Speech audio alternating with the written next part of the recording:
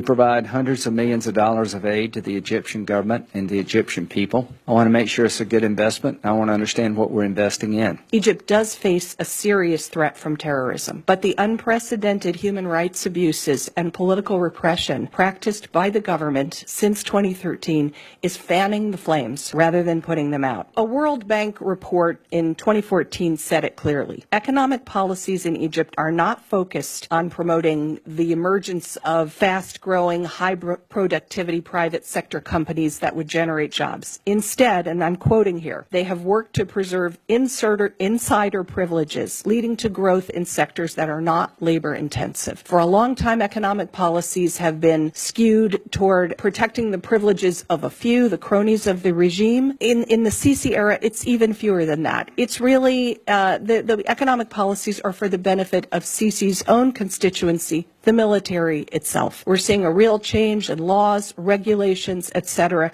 that are allowing the military, rather than the private sector, to take up more and more economic activity. That's what's behind these mega construction projects that Sisi has been carrying out. The Suez Canal passage, the new administrative capital he's building in the desert, because this is how the Egyptian military knows how to make money, by building things. Our aid to Egypt had not been very high and then leapt up after the Sadat visit to Jerusalem and the Camp David Accord, and that's 1978. That's 40 years ago. The Middle East has changed, and Egypt's role in the Middle East has changed in that period. The Egypt of that period was really the most influential country, most influential Arab country, and its position on everything was of significance to us. But that's no longer true.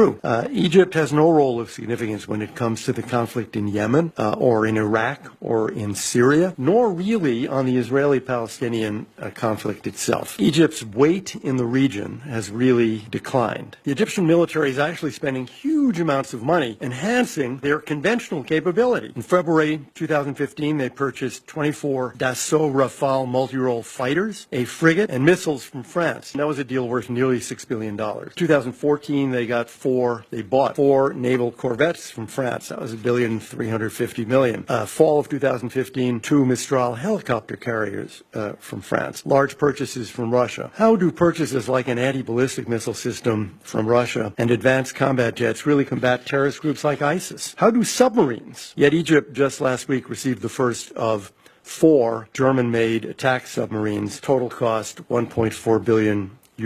More and more, it looked to us that Egypt is becoming a country that sucks up aid, a lot more from the Gulf states than from us, as you know, contributing very, very little to regional security and treating the aid as an entitlement that simply must continue and continue and continue. Yes, they are engaged with ISIL in the Sinai, but as we've heard, in ways that probably make the problem steadily worse rather than better. Just how counterproductive the tactics are. This is basically a window into a strategy in which young men who may or even may not be members of ISIS are rounded up, executed in cold blood, and then passed off as casualties in a battlefield fight so that the army can look good. We know from history that is the way to lose a fight like this, not to win. Almost any observer of the Sisi government, I think, would agree that over the last 2 or 3 years, the primary priority of the Egyptian military and of General Sisi has not been to fight terrorism or to improve governance. It has been to make sure that what happened in 2011, the Tahrir Square rising, something like that can never, ever, ever, ever happen again in Egypt, and that the power of the military over the country's politics and economics is not challenged again. And as a result, they have concentrated as much on persecuting